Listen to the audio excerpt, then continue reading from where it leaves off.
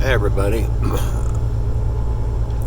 I am in Williams, Arizona. It's notorious for me because twice in my old truck I broke down right here in Williams. Now Williams, Arizona, you see the Grand Canyon there. If you go north, and I'm not exactly sure where it is because it's not very far from Williams, I know that, but we are not allowed to take a commercial vehicle anywhere near. This is about as close as you can get to Grand Canyon. I would love to see it again. I saw it when I was a child. My father worked for Rockwell International, and we moved around a lot until we settled in Georgia. And we came through this way going to Sacramento, California, and we went and seen the Grand Canyon. And I was, I think, in the second grade, but I still remember it. And we took a tour, and they told us that the Grand Canyon was created by millions of years by the Colorado River, which is not so. They showed us all the stratus, what they call the stratus layers, and how the Colorado River cut the Grand Canyon. And even back then I remember saying, well, if a river can cut a canyon like this, why are there not Grand Canyons everywhere? I mean, the Mississippi River's bigger than the Colorado. Why doesn't it have a Grand Canyon? I remember thinking that as just a little kid. But yeah, you would get off at this exit here and go north to get there. But Kent Hovind, I don't know if any of y'all are aware of him. He's a creationalist. He debates evolutionists all the time, but he's got a real good video if you want to check it out on how the Grand Canyon was formed. You can just put in your search engine Kent Hovind Grand Canyon and it'll pop up. But he said that the Grand Canyon was probably formed after the flood, and there was a Grand Lake up here, and they do have there is evidence for this Grand Lake, and he shows it in his video, and that this lake overflowed, and then man, I hate that sound, y'all. And Grand Lake overflowed and tore through the canyon, or created the canyon probably in days, not billions of years. And he does a real good job showing that. And then in 1980, Mount St. Helens blew up. And if you go there around Mount St. Helens now, you can see where a lake overflowed, and it's like a mini Grand Canyon. It was created in days, not millions of years. And also those strata, the layers they've got there at the Grand Canyon, none of them have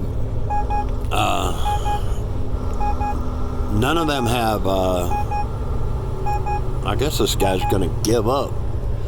None of them have any dirt between the layers, so these layers were laid down, of course, by the Great Flood.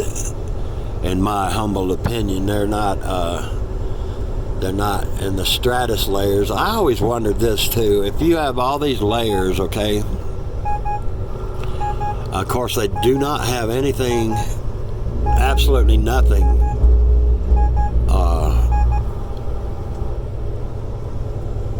in between them. There's no mud or anything. They're just layers of rock where they settled at the Great Flood, in my opinion. But if you have all these layers, where did these layers come from? Outer space? I mean, you got dinosaurs buried in the ground Where did the layer come from that covered them up? It's proof for a great flood, in my opinion, not millions of years of evolution. Evolution is the stupidest religion, and it is a religion. You have to have faith to believe in something like that. If you believe that, and they're scientific, but that's the only theory they got. If they did not go with that theory, they would have to admit there is a creator, and they're not going to do that because they love their living in sin. They're never going to admit that we are created by God. So if you're in the science field, you will be blackballed if you ever say anything about creation. You have to go with the status quo and go with evolution, even though there is not one bit of proof for evolution.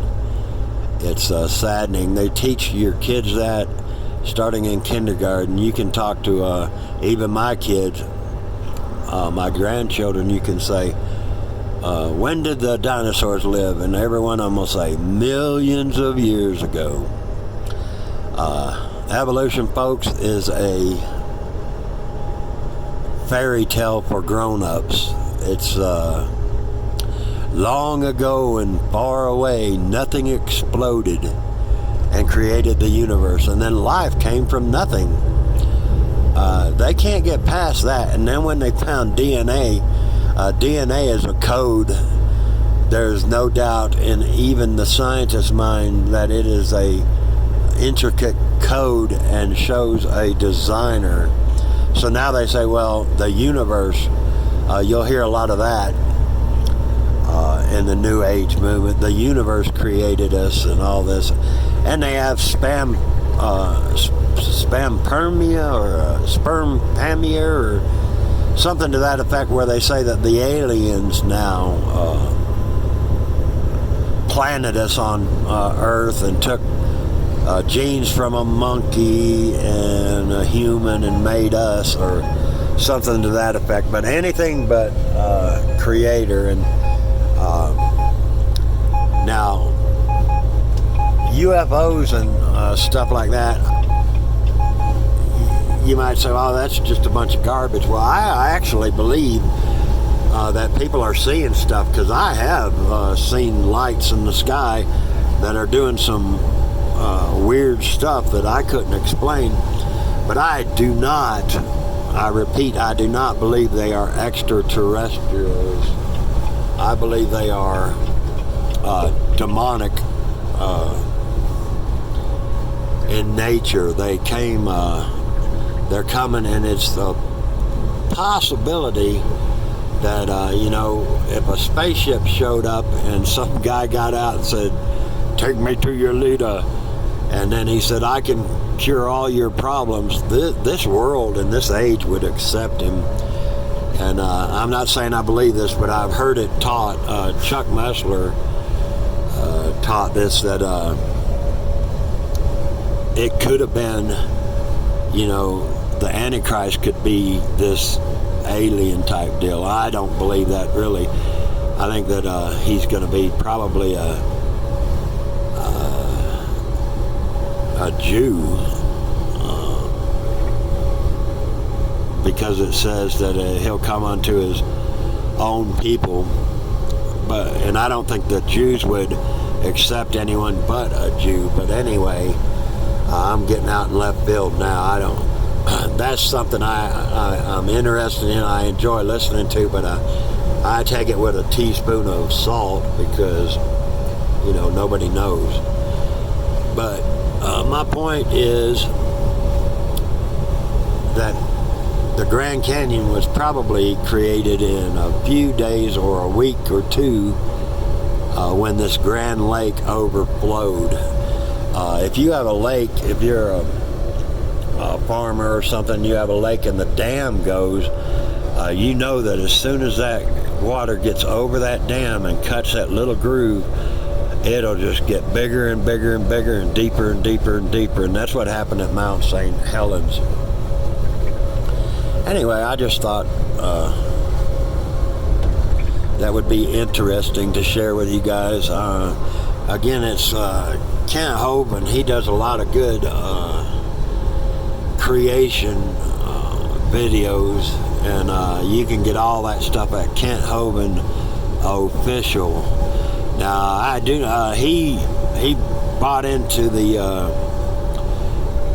pre-wrath, the Rosenthal pre-wrath theory, and he wrote a book on it, and he's not going to go back on it. I've actually spoken to him over the phone about it.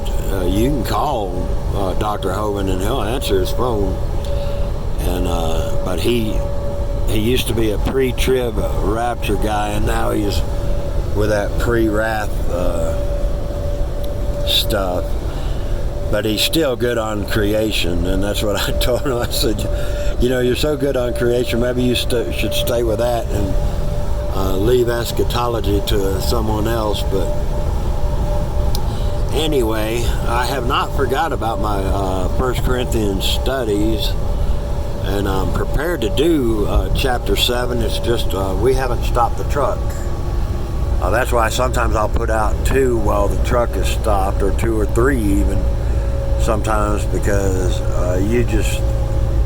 when I'm reading and the truck is bouncing around, it is really, really, really hard to follow along, especially when I read my Bible. I read it through my camera, and it's hard enough when I just read it in the book. I can read it in the book, but it'd make you sick to your stomach. Anyway, that's about it. We're at the Grand Canyon area, and now I'm going to go down the Williams Mountain, and this is a notorious mountain for me because I broke down twice with my other truck here. So, all right, folks, I love you. God bless you. We had a real good Bible study last night at KJV Reviews, and I meant to plug that channel yesterday, and I didn't. But I would love to see some of you guys show up there. It's on Monday night, 7 Central. And we're going through the book of Nahum, and you can ask him questions on the live chat. We can talk to each other on the live chat, and it's really great. And he only gets like 10 people that watch it, and I just don't understand that, because he's a Bible-believing, God-called preacher and teacher, and he does a wonderful job, and he really cares, and you can tell that by listening to him. You can go back and see, we did Jonah, and if you go to KJV Reviews, it will be on his channel. But I'd love to see you guys there on Monday nights, so we can have a live fellowship. All right, folks, I'm gonna pay attention now because I'm going down the mountain. So, Lord, bless each and every one of you, and have a wonderful, wonderful day. And remember to read those Bibles and pray without ceasing.